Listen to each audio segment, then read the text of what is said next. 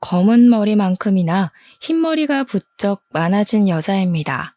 제 기구한 인생이 달라지기 시작한 건 고작 몇 년 되지 않았습니다. 저는 몇 년 전 달라진 인생을 살기 전까지 정말 힘들게 살아왔습니다. 하루하루 눈을 뜨는 게 두렵고 치가 떨릴 정도로 말입니다. 저는 왜 항상 힘든 일은 저에게만 찾아오는지, 제가 전생에 무슨 죄를 지었길래 이 모양 이 꼴로 살아야 하는지 고민이 많았습니다. 저의 지난 인생, 그리고 달라진 제 인생을 차근차근 여러분께 한번 살풀이 하듯이 풀어보려고 합니다. 제 이야기를 끝까지 들어주시고 저의 내일을 함께 응원해 주시면 감사하게 생각하겠습니다. 저는 정말 찢어지게 가난한 집의 넷째 딸로 태어나 아무런 지원을 받지 못하고 항상 구박을 받으면서 살아왔습니다. 태어났을 때부터 울면 시끄럽다는 이유로 쫓겨나기 일쑤였고, 제가 할 수 있는 건 부모와 형제자매의 눈치를 보면서 손가락을 빨아대는 일밖에 할 수가 없었습니다. 항상 구멍이 뚫린 옷을 감추며 입어야 했고, 밖에 나가서 뛰어논다는 건 상상도 할 수 없는 일처럼 여겼습니다.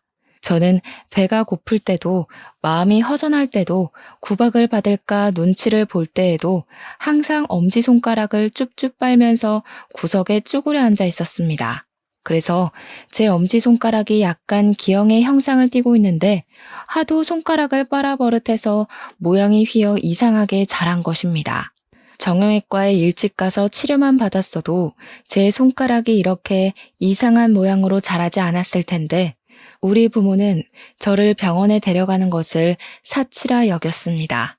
그 시절이 이런 거 하나 고치지 못하는 낙오된 시대도 아니었는데도 말입니다. 우리 부모가 애를 5이나 낳은 건 아들이 필요해서가 아니었습니다. 그냥 피임에 무지했던 부모는 생기는 대로 아이를 낳아 키운 것이죠. 아니, 키웠다기보다는 낳아놓고 방치를 했다는 표현이 더 어울릴 것 같습니다. 차라리 아들을 낳고 싶어서 어쩔 수 없이 딸을 줄줄이 낳은 것이라면 처지가 덜 슬펐을 수도 있겠다 싶을 정도였습니다. 첫째 오빠는 어릴 때 열병을 심하게 앓는 바람에 소아마비가 와서 몸의 반쪽을 절면서 지내는 사람이었습니다. 몸이 자기 마음대로 움직이지 않았기에 상당히 소심하고 누구든 자기를 도와야 한다고 생각하는 피해의식에 사로잡혀 있는 인간이었습니다. 제가 다른 일을 하느라 첫째 오빠가 움직이려고 할 때 도와주지 못하는 날이라도 생기면 첫째 오빠는 이렇게 사느니 죽는 게 낫겠다면서 부모 앞에서 난동을 부렸습니다.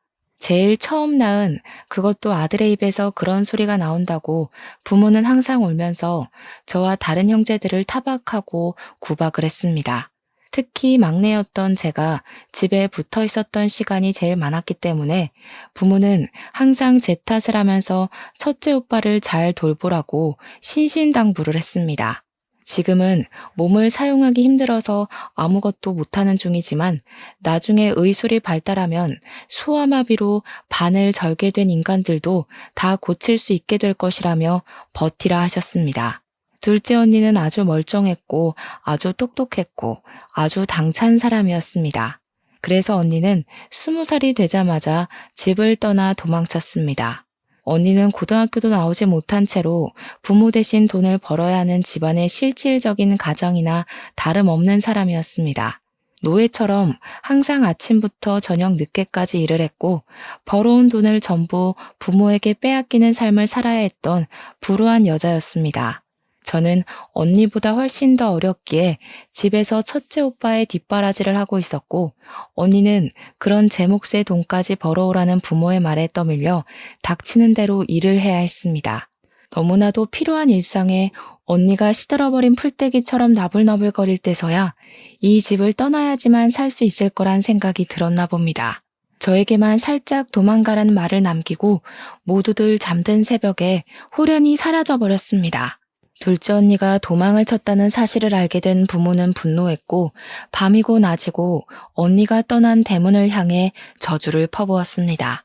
돌에 맞아 죽을련, 가다가 차에 치여 죽을련 하면서 차마 부모로서는 입에 담지도 못할 말들을 퍼부었습니다. 저는 그런 부모에게 기가 콱 눌려 아무것도 하지 못했고, 항상 언니가 마지막에 남겨준 도망가라는 말만 귓가에 왱왱 담아둔 채 하루를 살았습니다. 셋째 오빠는 술독에 빠져 사는 알코올 중독자였고 수가 틀리면 집안의 모든 집기를 던지는 몹쓸 버릇을 가지고 있는 놈이었습니다. 부모조차도 그를 말릴 힘이 없어서 항상 셋째 오빠를 피해 몸을 숨겨야만 했습니다. 저는 첫째 오빠 옆에서 거동을 도와야 했기에 셋째 오빠의 매질을 피할 수가 없었습니다. 어느 날부터는 제가 제일 만만하다고 생각을 했는지 저만 괴롭히기 시작했습니다. 저는 셋째 오빠가 술을 마시고 들어오거나 집에서 술판을 벌일 때가 제일 무서웠습니다. 부모의 잔소리도 첫째 오빠의 피해의식보다 셋째 오빠의 매질이 가장 아프고 힘들었기 때문입니다. 우리 막내는 태어나고 얼마 되지 않아 갑자기 죽어버렸기에 기억도 나지 않습니다. 그러다 보니 세월이 지나 제가 17이 되었을 때부터 이 집안에서 일을 할 수 있는 사람은 오로지 저 하고 지내는 줄 알고 다시 둘째 언니를 잡아오려고 했는지 저의 동태를 감시하기 시작했습니다. 하지만 둘째 언니가 어디로 갔는지 전혀 모르는 눈치를 보이자 그 뒤부터는 저도 언니처럼 도망을 갈까 싶어 감시를 하기 시작했습니다. 본격적으로 제가 돈을 벌어오기 시작한 그날부터는 언니처럼 도망을 가지 못하도록 제 방문을 밖에서 잠그기 시작했습니다. 언니가 도망을 가게 된 것은 본인들의 뼈저린 실수라면서 그런 실수는 한 번으로 족하다고 말했습니다. 저는 밤에는 화장실조차 갈 수 없었습니다. 제 방문에 밖에서 잠겨 있었기에 방문을 열 수가 없었기 때문이었습니다. 항상 제 방에는 낡은 요강이 들어있었고 야밤에 화장실이라도 가고 싶으면 그 요강을 사용해야 했습니다. 부모가 열어주지 않으면 방 밖으로 나갈 수 없었으니 아침에 일을 나가야 할 시간이 되어 문이 열리면 그제야 그 좁은 방을 탈출할 수 있었습니다. 제 방 창문에는 쇠창살까지 달려 있었습니다.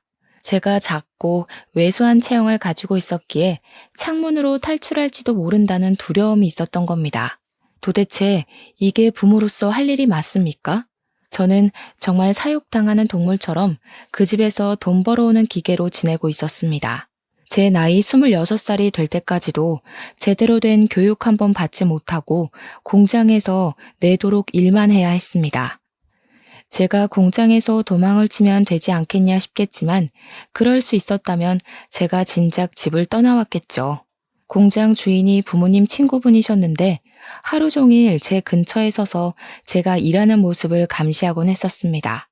그들에게 저는 언제든지 도망을 갈 수 있는 존재이기도 했고 배은망덕한 피가 흐르는 불손한 존재이기도 했습니다. 제 변명 같은 건 들을 생각도 없는 사람들이었고 부모는 저를 직접 출근시키고 직접 퇴근시키는 귀찮은 일을 하면서도 제가 도망갈까 쉬지 않고 감시를 했습니다. 공장에서 화장실을 갈 때도 항상 2인 1조로 다녀야만 했고요. 제가 힘듦을 토로할 때마다 더 열심히 하라는 채찍질만 저에게 돌아왔습니다. 그렇게 번 돈은 모조리 우리 부모의 통장으로 꽂혔기 때문에 제 주머니에는 떡볶이를 사 먹을 돈 1,000원도 없었습니다. 매일 똑같은 하루가 반복되다 보니 오늘이 무슨 요일인지도 모르고 살던 어느 날 저에게 뜻밖의 기회가 찾아오게 되었습니다. 공장을 사찰하러 온 본사 직원의 눈에 제가 딱 들어오게 되었던 것입니다. 근속도 매우 좋고 야근이고 특근이고 빠짐없이 참여하고 공장에서 저만큼 오랜 시간 꾸준히 일을 했던 사람도 없었던 것입니다. 제 나이 17살 때부터 일을 시작했으니 10년이나 단 하루도 쉬지 않고 근속을 이어간 아주 성실한 인재였던 것입니다. 그러니 본사 직원이 제 근속을 보고 스카우트 제안을 해온 것입니다. 월급을 올려줄 테니 수도권으로 올라올 생각이 없냐는 것이었습니다. 월급이 지금보다 오른다 한들 제 주머니 속으로 들어오는 것이 아니었기에 제겐 그리 솔깃한 제안은 아니었습니다.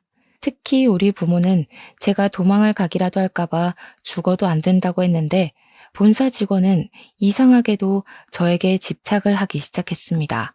본사 직원이 뭐가 아쉬워서 저를 자꾸 데리고 가려고 하는지 이해할 수 없었는데 저도 하루 이틀 생각을 해보니까 본사로 가게 된다면 이 지긋지긋한 생활을 청산할 수 있을 것 같았습니다.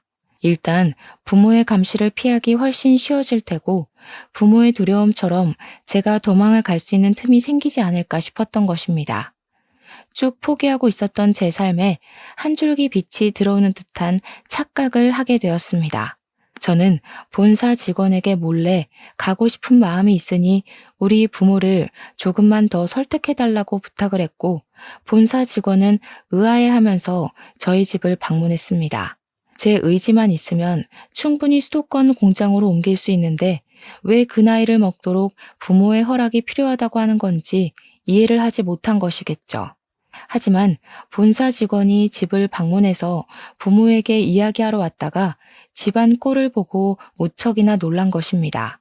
술에 취해서 부모도 못 알아보는 둘째 오빠와 몸이 병신인 첫째 오빠, 거기다가 제 방문 바깥에 달린 걸쇠를 보고 얼굴이 점점 굳어가더군요. 당연히 제가 학대를 당하고 있다고 생각을 했던 본사 직원은 바로 경찰에 신고를 했고 경찰이 집에 방문해서 제 방의 걸쇠와 제 방 창문의 쇠창살을 보고 사진을 찍더군요. 제 증언을 토대로 제가 오랜 시간 학대를 당하고 있었다 판단한 경찰은 부모를 고소하자고 했고 저는 든든한 그들을 방패 삼아 부모를 고발하게 되었습니다. 하지만 우리 부모는 예상보다 훨씬 뻔뻔한 사람이었습니다. 재판부에서도 저의 편을 들어주지 않아 감옥에 가지 않고 집행유예로 풀려나게 되었어요. 꼼짝없이 그 집에 갇히게 되겠구나 하고 생각했으나 한 가지 다행인 건 저에 대한 접근 금지 조치가 취해졌다는 것이었습니다. 하지만 우리 부모의 협박은 계속되었습니다. 저와 접근을 할 수 없으니 꾸준히 다른 사람을 통해 수도권으로 올라간다 하더라도 돈을 보내라는 협박을 했습니다. 돈을 보내지 않으면 어떻게 해서든 저를 찾아가 죽여버릴 거라며 협박을 했습니다. 저는 오랜 시간 정서적 학대를 받아왔기에 그런 부모가 무서웠고 시키는 대로 꼼짝없이 할 수밖에 없었습니다. 수도권 공장 기숙사에 들어와 일을 하면서 모아둔 돈은 하나 없었고 밥 한 끼를 사 먹을 돈이 없는 날이 많아서 점심은 공장에서 주는 밥을 먹고 저녁은 물로 배를 채우면서 일을 했습니다. 회식하는 날만큼 즐거운 날이 또 없었죠. 그렇게 28살이 되었을 때 공장 직원 중 한 명이 저를 빤히 지켜보는 듯한 착각이 들었는데 어느 날 저에게 말을 걸더라고요. 혹시 제가 사채를 쓴 건가 싶어서 도울 일이 있을까 해서 말을 걸었다고 하더라고요. 왜 밥을 먹지 않는 거냐고 공장에서 지급하는 점심밥만 먹지 않냐고 하더라고요. 저는 솔직히 부끄러워서 아무 말도 할 수 없었습니다.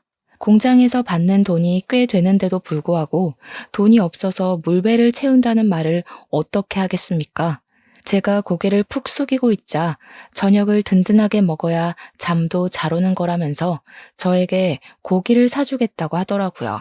퇴근하고 공장 앞에 있는 삼겹살집에 데려가서 밥을 사주시는데 너무나도 감사하더라고요.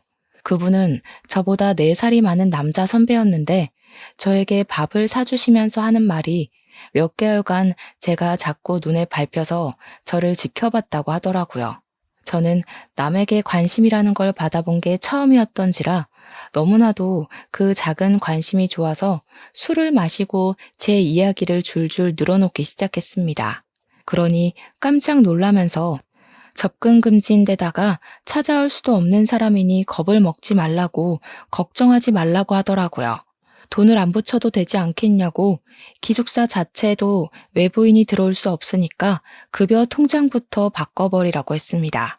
제 노력으로 번 돈을 왜 가족에게 전부 쏟아붓고 있냐고 그렇게 한다고 한들 그 사람들이 감사할 것 같냐고 하면서 미련하다 하더라고요.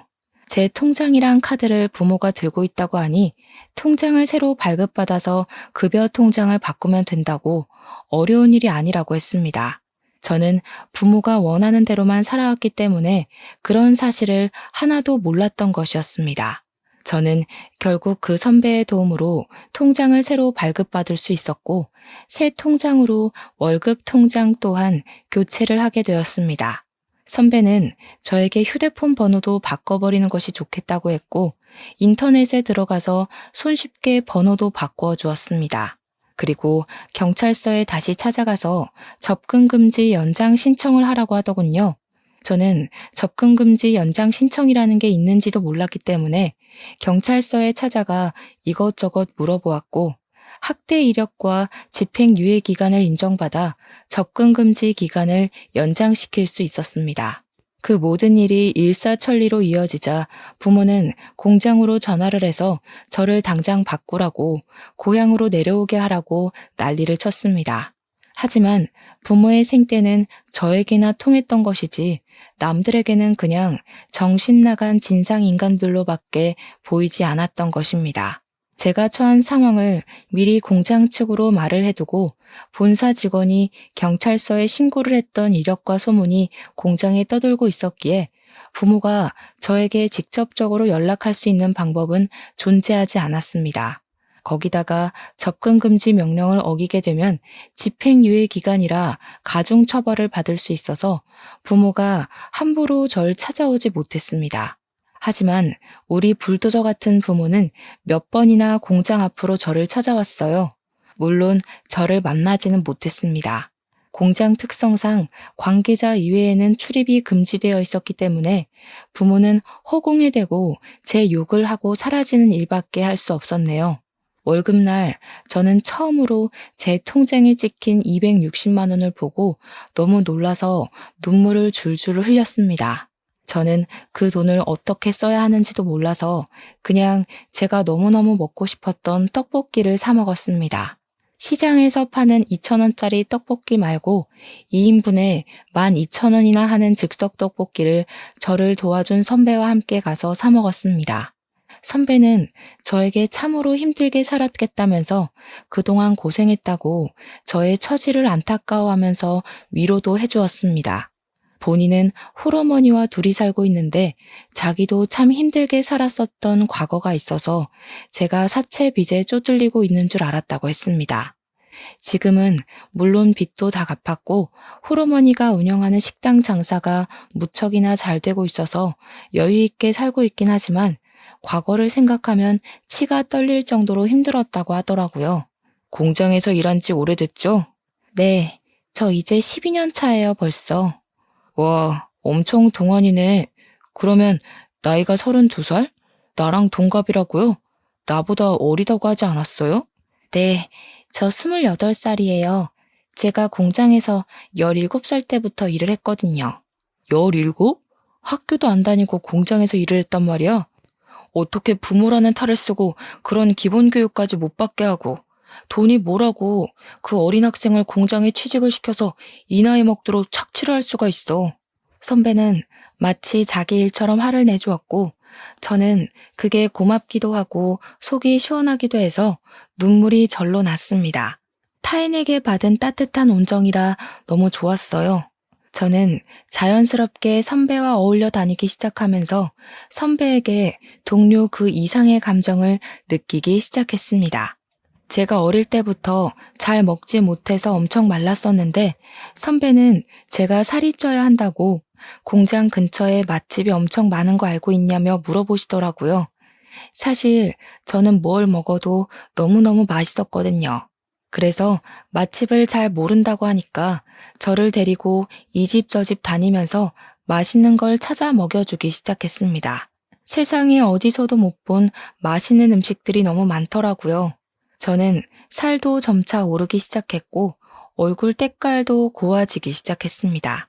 삐쩍 말랐을 때는 인기도 없었고 누가 먼저 말을 걸거나 하는 일이 없었는데 오히려 살이 좀 붙고 얼굴 안색이 좋아지고 하니까 사람들이 따라붙더라고요.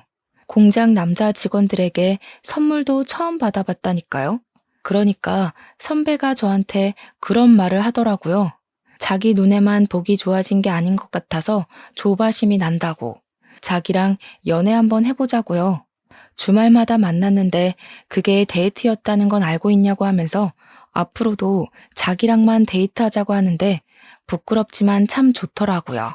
그렇게 저희는 연애라는 걸 본격적으로 시작했고 꼬박 1년을 만난 뒤 결혼을 하기로 결심을 가지게 되었습니다.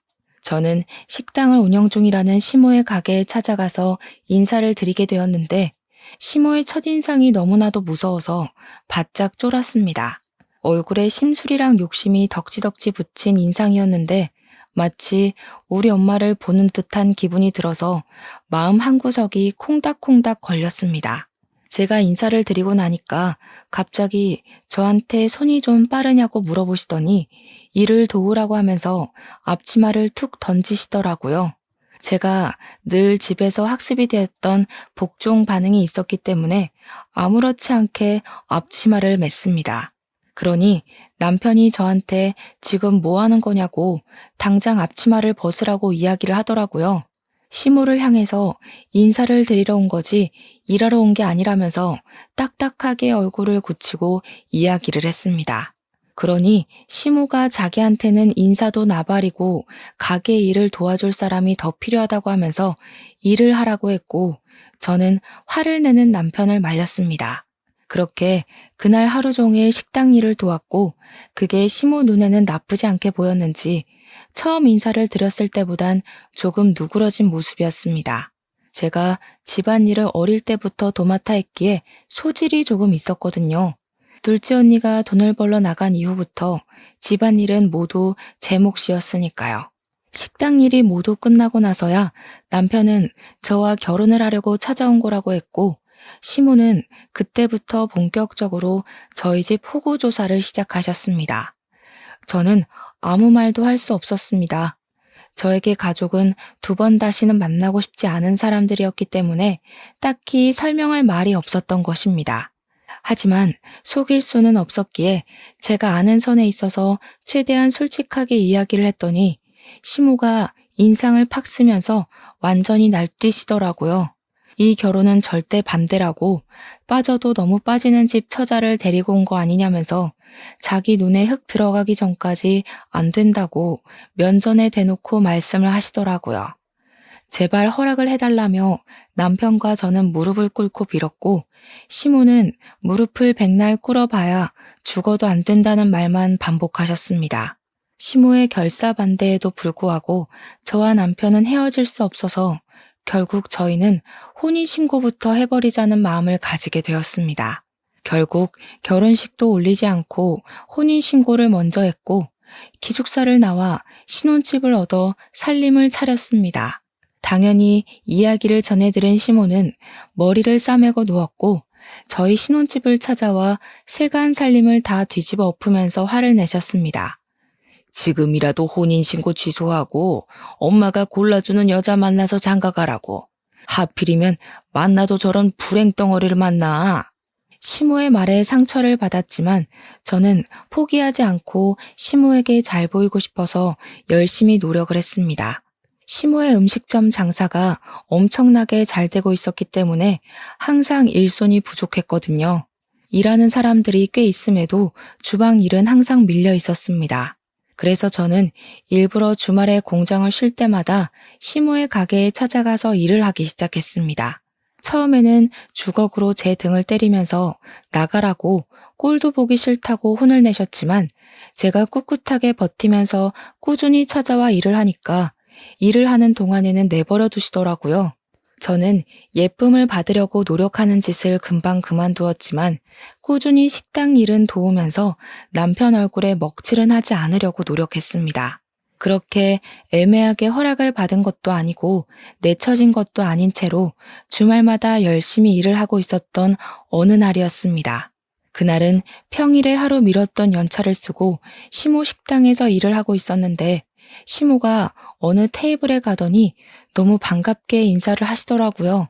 우리 공무원 선생님들 하면서 밥 먹으러 왔냐고 저에게는 한 번도 보여주신 적 없는 살가운 얼굴을 하시더라고요.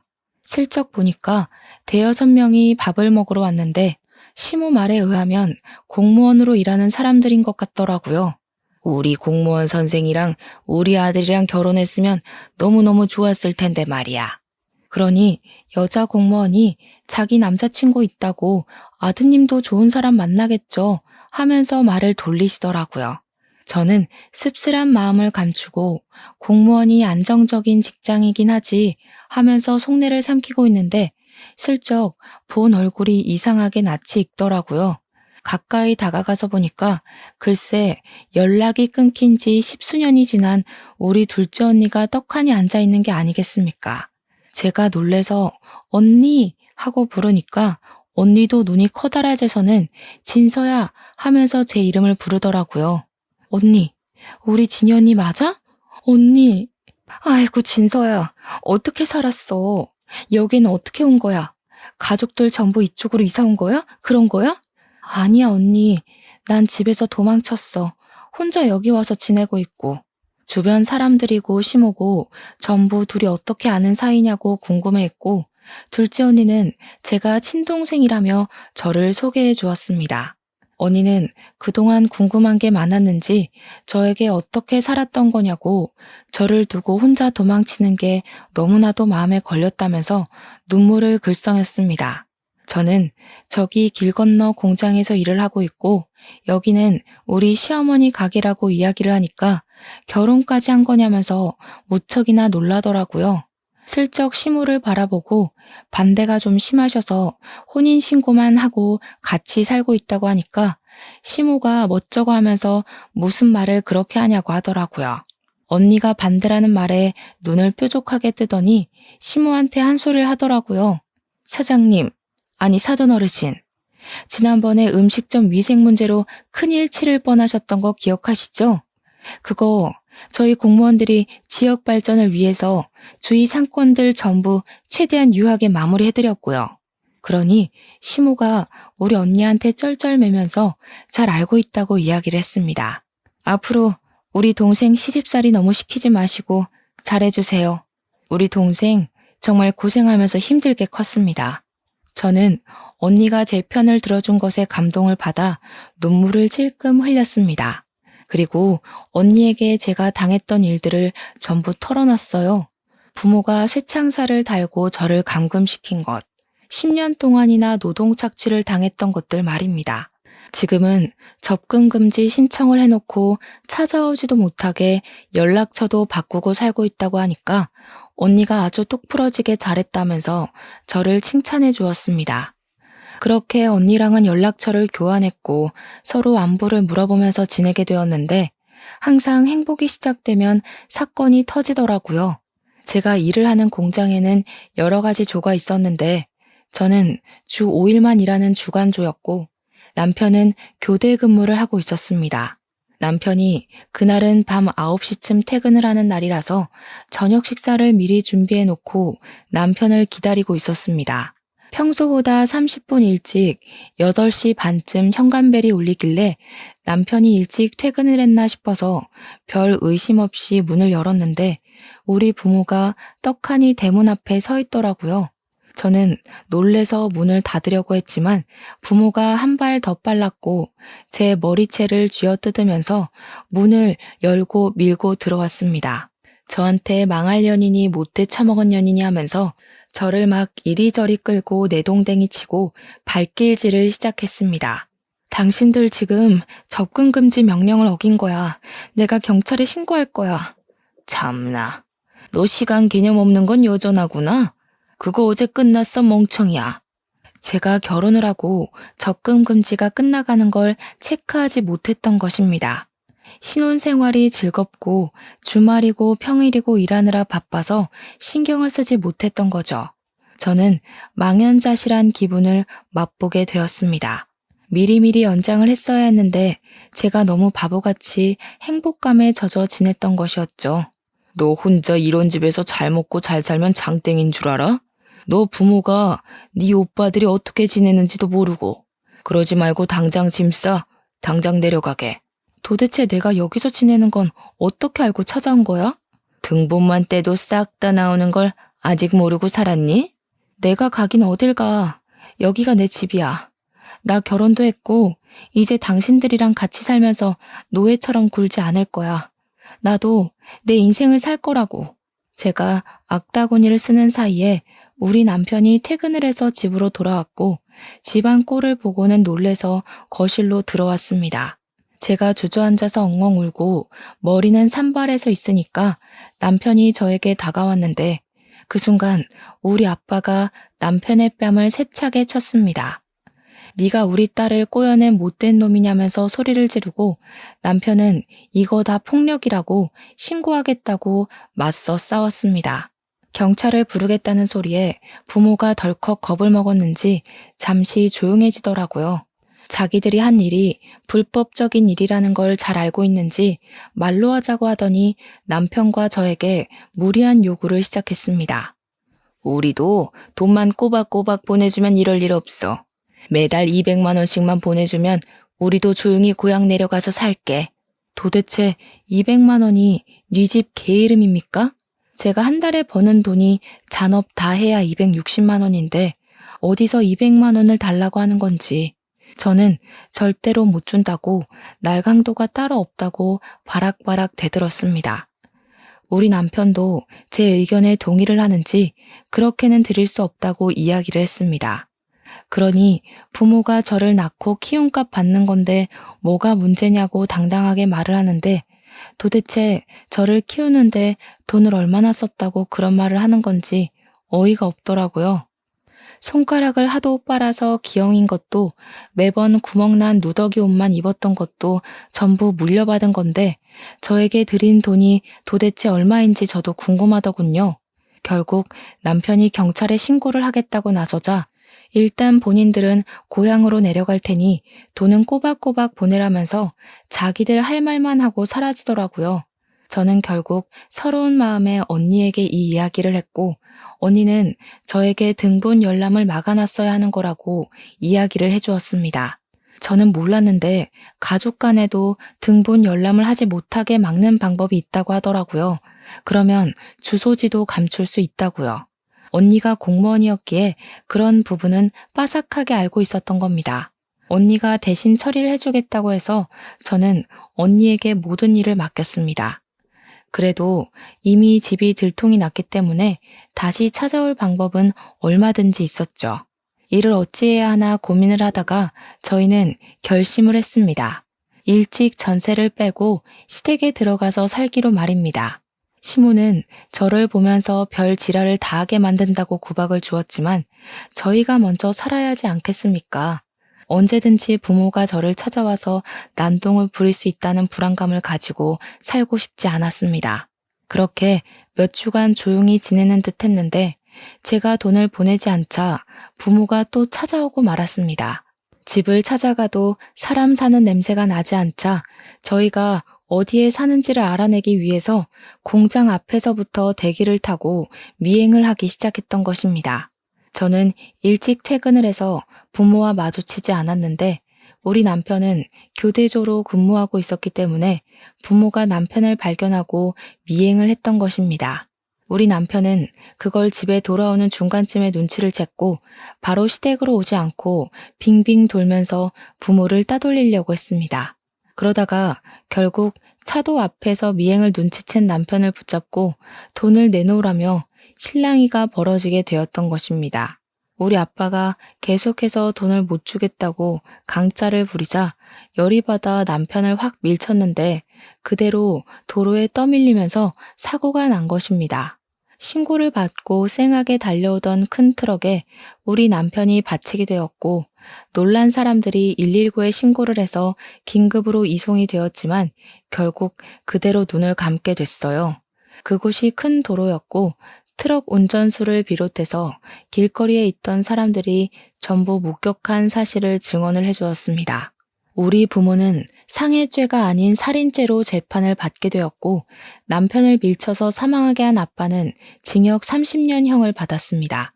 옆에서 같이 거들었던 우리 엄마는 끝까지 자기는 고의가 아니었음을 주장했지만 공모를 한 혐의가 인정되어 20년형을 받게 되었습니다.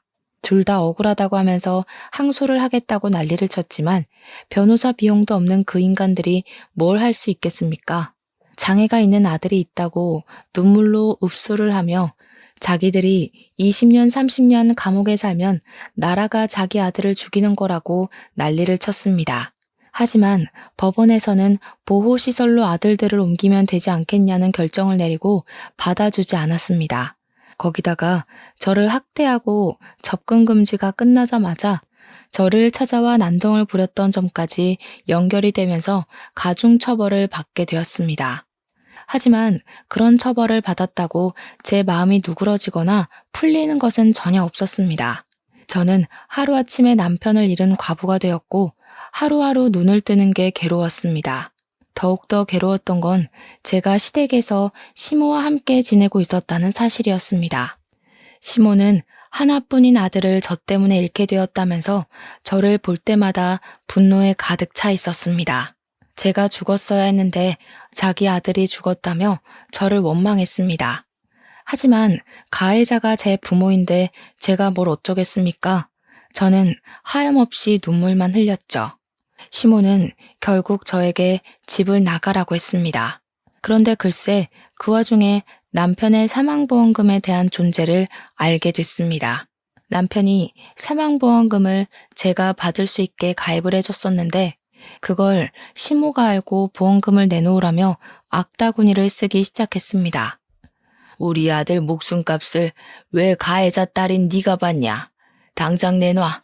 그 돈으로 네가 행복하게 사는 꼴 나는 죽어도 못 본다. 내가 마지막으로 기회를 줄 테니 그 보험금을 내놓고 너는 어디 다른 집에 채취자리 마련해 줄 테니 그쪽으로 가. 그러면 저에게 사거리 지나서 있는 대형 고깃집 사장 아들이 장애가 있는데 그 집 며느리로 들어가면 돈 걱정은 없이 살 수 있을 거라고 하더군요. 첫째 오빠가 장애가 있다고 하지 않았냐면서 딱 맞는 자리라고 남편 보험금을 내놓고 저는 그 집에 들어가서 살라는 겁니다. 시모가 도대체 무슨 자격으로 저에게 이런 요구를 하는지 어이가 없어서 죽어도 싫다고 하자 그러면 보험금 내놓고 자기 집에서도 나가라고 했습니다. 어머님은 돈도 많으시면서 도대체 남편이 저에게 남겨준 보험금을 탐내시는 거예요? 애초에 난 네가 마음에 들지 않았다. 어느 한 구석도 눈에 차는 곳이 없었어. 우리 아들 목숨값으로 네가 먹고 놀고 하는 거 생각하면 기분이 더러워서 자다가도 벌떡 일어난다, 내가. 그 말에 저는 그냥 시모에게 사망보험금으로 받은 1억을 줘버리고는 다시 공장 기숙사로 돌아와 일을 하기 시작했습니다. 기숙사에 다시 들어오니까 남편이랑 살았던 그 집이 너무 그립고 제 처지가 너무 불쌍하게 여겨졌어요. 그때 우리 둘째 언니가 저에게 많은 힘이 되어 주었습니다. 저한테 공장에서 허송세월 보내지 말고 공무원 준비를 해보는 게 어떠냐고 하더라고요. 새로운 거에 도전하면 회복이 될지 안 될지 어떻게 알겠냐고 하면서 도전을 해보라고 하길래 저는 냅다 족쇄 같은 공장을 그만두게 되었습니다. 근속 연도가 꽤 있었기에 퇴직금 받은 걸로 작은 방을 하나 구해서 언니의 조언대로 공무원 시험 준비를 시작했습니다. 제가 고등학교도 졸업하지 못한 중졸이었기에 공부하는 게 정말 쉽진 않았습니다. 그렇게 1년간 검정고시 준비를 했고 공무원 시험을 3년이나 준비를 한 뒤 결국에는 당당하게 합격을 하게 되었습니다. 지방직으로 합격을 했던 터라 저는 전라도 순창에 있는 작은 동사무소에 발령을 받게 되었고 저는 또다시 타지로 떠나게 되었습니다. 36의 나이에 신입으로 일을 한다는 게 참 힘들었지만 정이 많은 사람들 덕분에 보람이 차기도 했습니다. 그렇게 나이가 40을 넘기고 저는 그 마을에 완벽하게 적응을 해서 열심히 봉사도 다니고 일도 하면서 하루를 바쁘게 살았습니다. 언니와는 간간히 연락을 하고 지냈고 여전히 그 동네에서 살고 있는 언니에게 많은 이야기를 듣게 되었습니다. 제가 제일 놀랐던 이야기는 시모의 식당에 불이 나는 바람에 갑자기 식당이 사라지고 어느 날부터 시모 또한 보이지 않는다는 이야기였습니다. 분명 불이 난 이후에 시모를 2번 봤었는데 이사를 간 것인지 뭔지 갑자기 동네에서 사라졌다고 하더라고요. 저는 궁금한 마음에 찾아가 볼까 생각을 하기도 했지만 저에게 그다지 좋았던 사람은 아니라서 그런 수고를 하진 않았습니다. 어느 날 지자체 프로그램으로 치매 요양원에 봉사를 하러 가게 되었는데 전라도 광주에 있는 요양원이었습니다. 요양원 할머니들의 영정사진을 미리 찍어주는 봉사였는데 한 분 한 분 머리를 정리하고 사진을 찍으려던 순간이었어요. 아니 웬걸 저희 시모가 떡하니 있는 게 아니겠습니까? 너무 놀란 나머지 꾸민 장비를 죄에 놓치고 말았죠. 경기도에 있어야 할 시모가 왜 전라도에 있는지도 궁금했습니다. 요양보호사에게 물어보니까 이야기를 해주더군요. 김할머니요? 치매로 보호소를 전전긍긍하다가 여기로 오게 되었다고 하더라고요. 가족도 없고 며느리가 하나 있다고 하던데 등본 열람도 안 되게 해놔서 연락도 못했고요. 그 며느리가 바로 저 아니겠습니까? 시모가 치매라는 것도 너무나도 놀라웠습니다. 증상이 꽤 심해서 아예 기억을 못한다고 하더라고요. 저는 시모에게 다가가서 혹시 저를 알아볼까 싶어서 물어보았습니다. 혹시 저 알아보시겠어요? 너, 자개장, 자개장. 건드리지 마. 너 자개장. 저는 자개장을 외치는 시모의 증상이 정말 심하구나 싶었습니다. 그런데 갑자기 시모가 까만 동공으로 저를 빤히 보더니 누구세요? 누구세요? 하더라고요. 참 치매라는 게 무서운 거더군요. 한편으로는 짠한 마음도 들었고요. 32살부터 40이 훌쩍 넘은 시간까지 남편을 묻고 잘 살고 있었다고 생각했는데 시모를 보니까 또 남편 생각이 나더라고요. 치매로 모든 걸 잊게 된 시모가 부럽기도 했습니다. 그렇게 8개월이라는 시간이 지나는 동안 가끔 시모를 들여다보러 요양원에 찾아갔었는데 시모가 죽었다는 연락을 받게 되었고 저는 장례식에 참석을 했습니다. 제가 며느리였으니 사망신고도 하고 정리할 게 더 없나 시모의 통장을 살피는데 현금이 한 푼도 없더라고요. 이상했죠. 제가 남편 사망보험금도 1억이나 던지고 나왔고 시모 식당 장사가 꽤 잘 돼서 현금이 많았거든요. 거기다가 불이 나서 식당이 전소됐으니 화재보험 보상금도 받았을 거고요. 통장에 돈이 없으니 정리할 것도 없겠다 싶었는데 문득 시모 집이 생각이 나더라고요. 갑자기 치매 증상이 왔으면 집 정리도 못했겠다 싶어서 하루 연차를 내고 경기도에 있는 시모 집을 찾아가니 정말 뽀얗게 먼지가 쌓여 있었습니다. 내부 정리를 하고 집도 팔아야겠다 싶어서 정리를 시작했는데 구석에 자개장이 있는 게 아니겠습니까? 시모가 저를 보고 자개장 했던 것이 생각이 나서 이리저리 보니 자물쇠로 입구가 잠겨 있던 것이 녹이 많이 쓸어 살짝만 힘을 줘도 열리더라고요. 근데 그 자개장 안에 글쎄 현금 다발이랑 금괴가 있는 게 아니겠습니까? 저는 너무 놀라서 입을 떡 벌렸습니다. 시모가 은행도 못 믿은 건지 돈이 생기면 전부 금으로 바꾸고 현금을 다발로 모아서 넣어두었던 겁니다. 거기에는 남편의 사망보험금과 화재보험금까지 다 있는 듯 했습니다. 1kg짜리 금괴가 10개는 넘게 있었거든요. 저에게 마지막에 자개장이라고 외친 게 저에게 이걸 주려고 했던 건지 절대 뺏기지 않겠다고 한 건지는 모르겠지만 저는 그것들을 전부 들고 나왔습니다. 우리 남편의 목숨값을 찾았다고 생각하니 차마 쓰진 못하겠더라고요. 그래서 저는 제 노후 자금이라 생각하고 아껴 쓰고 남은 돈을 억울한 사람들, 저처럼 가족들에게 피해를 입은 사람들을 위해 사용하기로 마음을 먹었습니다. 제 기구했던 인생이 그 지기장 하나로 달라지기 시작했고 저는 그 이후 매년 기부를 하면서 지내고 있습니다. 지옥과도 같았던 인생이었지만 끝은 이렇게 꽃 만개하는 봄처럼 다가왔어요. 저는 저처럼 피해를 입은 사람들에게 희망이자 용기가 되길 바라는 마음으로 진심을 다해 봉사하고 기부할 생각입니다. 여러분들도 욕심 부리지 않고 좋은 뜻으로 사람을 대하면 언젠간 봄날이 오지 않을까요?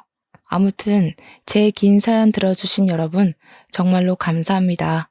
좋은 하루 보내세요.